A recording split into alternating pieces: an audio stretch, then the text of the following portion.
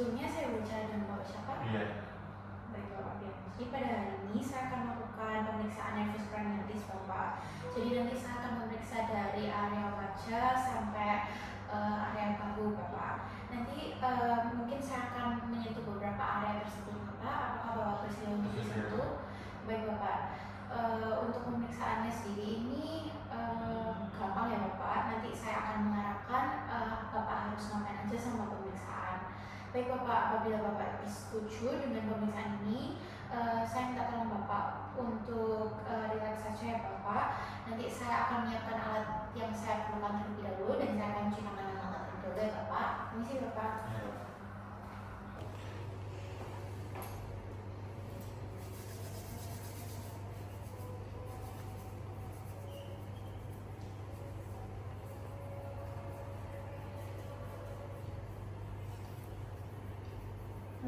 Udah.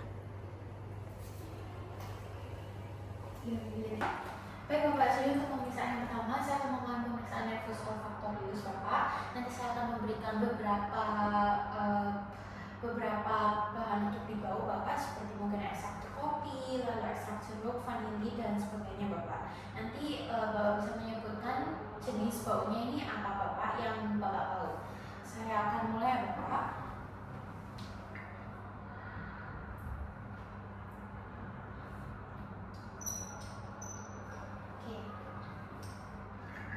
Baik, jadi ini saya akan menunjukkan terlebih dahulu Bapak. Ini adalah kopi Bapak. Ini bisa dicoba Bapak dulu Bapak.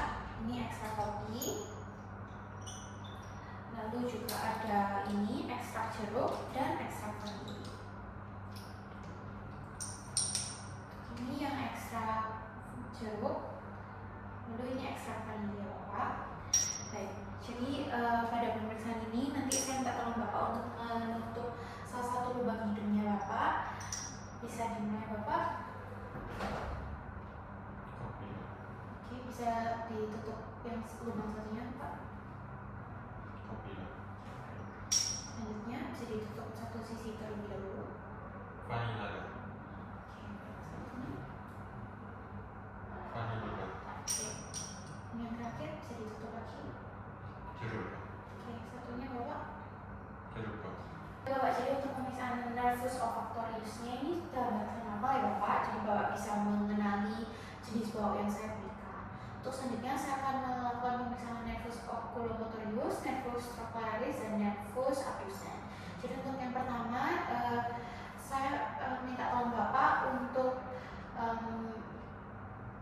baik, jadi untuk yang pertama ini saya akan melihat kelopak mata Bapak, pupil dan gerakan bola matanya Bapak. Saya pertama minta tolong Bapak untuk membuka mata Bapak lebar-lebar, terus bisa menatap ke depan sana Bapak. Oke. Oke, baik. Saya tidak menemukan adanya ptosis of exophthalmus dan enophthalmus ataupun strabismus. Lalu saya akan menggunakan senter untuk melihat bentuk tepi serta diameter pupil ya Bapak. Bisa lihat ke depan aja ya Bapak. Saya akan menyinarinya dari arah lateral ke medial. Oke, baik. Untuk bentuk kanan dan kirinya ini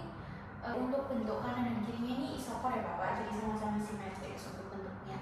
Selanjutnya saya akan melakukan pemeriksaan refleks pupil Bapak. Jadi saya akan menyorotkan cahayanya ke arah pupil Bapak, lalu saya akan mengamati apakah ada meiosis atau tidak. Baik, jadi saya akan mengamati ya Bapak. Kasih Bapak. Oke, baik Bapak, jadi untuk pemeriksaan refleks pupil langsungnya juga dalam batasan normal ya Bapak. Untuk selanjutnya saya akan melakukan pemeriksaan refleks pupil yang tidak langsung. Jadi saya akan melihat salah satu mata dan satu matanya yang tidak saya lihat akan saya sentri dengan cahaya ya Bapak.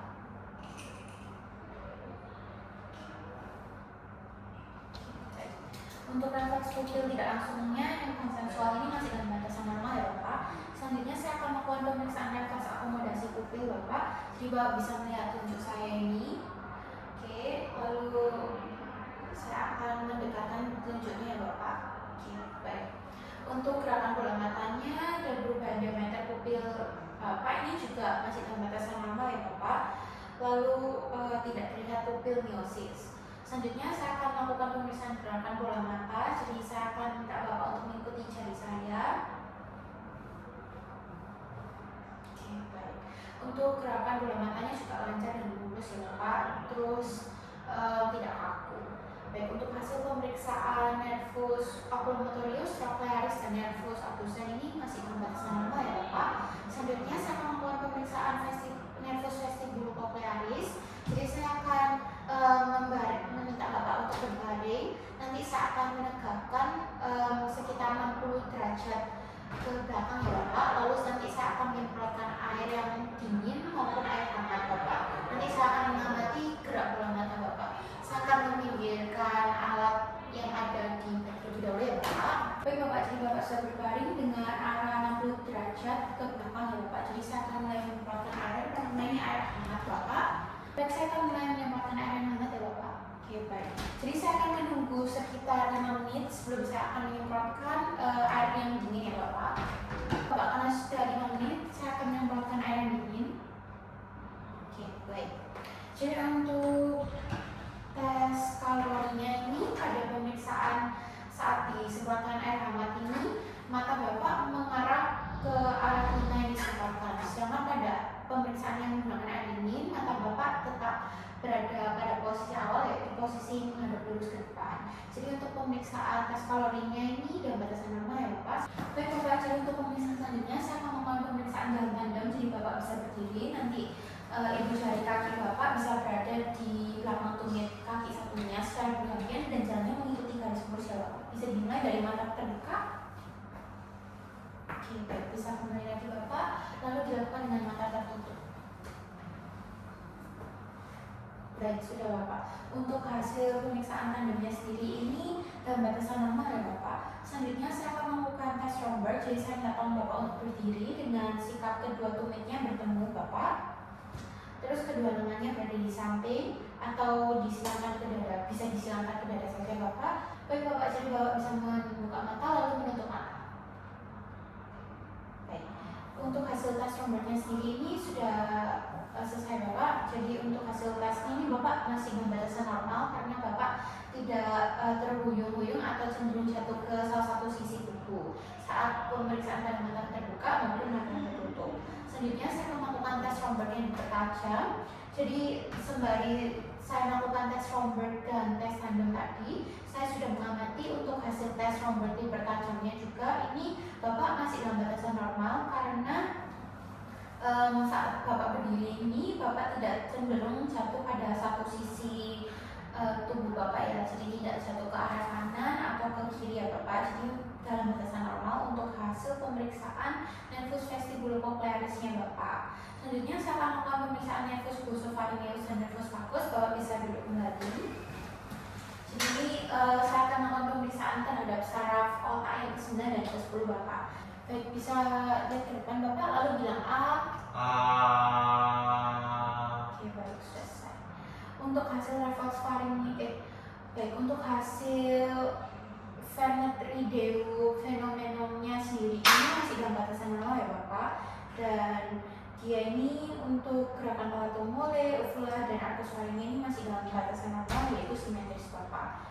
Dan saya tidak menemukan asimetris pada palato mole, arcus pharynx atau tidak ditemukannya deviasi uvula. Selanjutnya saya akan melakukan refleks pharynx Bapak. Jadi nanti ini akan dites refleks muntahnya Bapak. Jadi saya akan minta tolong Bapak untuk membuka mulut Bapak.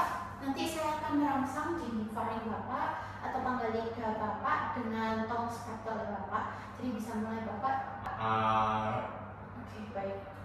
Jadi untuk hasil refleks muntahnya sendiri ini dalam batasan normal ya Bapak.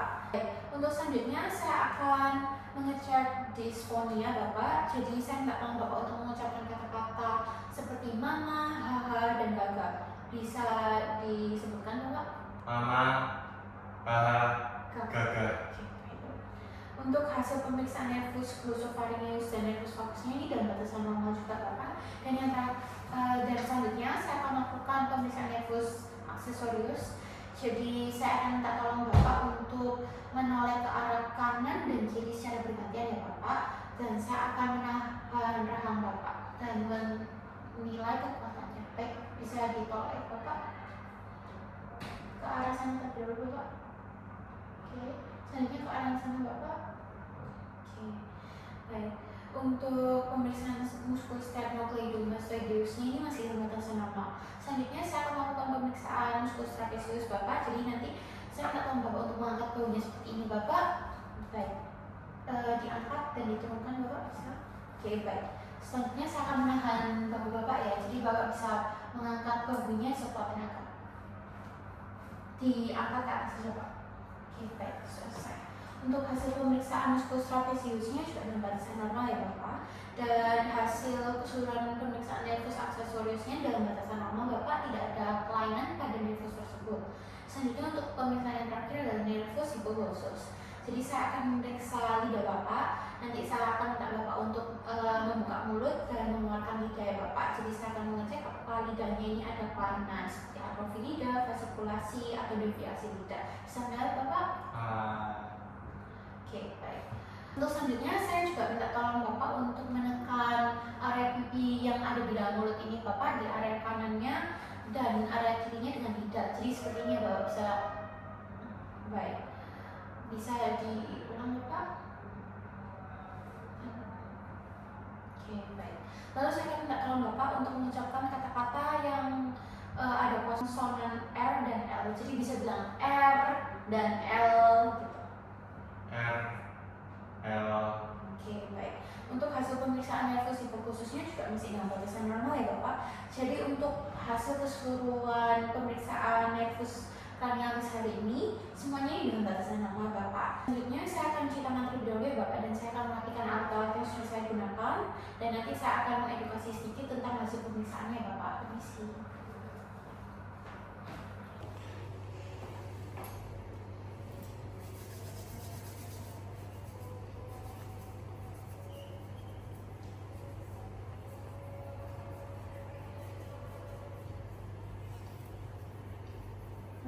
Udah. Baik Bapak, jadi untuk hasil keseluruhannya ini Bapak, secara keseluruhan hasilnya ini masih dalam batasan normal ya Bapak untuk nervus cranialisnya. Namun apabila nanti ada kelainan seperti mungkin saat pemeriksaan nervus-nervusnya, misalnya matanya juling, atau Bapak terasa saat mengangkat bahunya tidak simetris, ataupun ada kelainan pada indera penciuman dan sebagainya, Bapak itu bisa berkonsultasi kembali ya Bapak di poli ini. Sebelumnya apakah Bapak ada pertanyaan? Nggak ada. Baik Bapak, terima kasih telah memeriksakan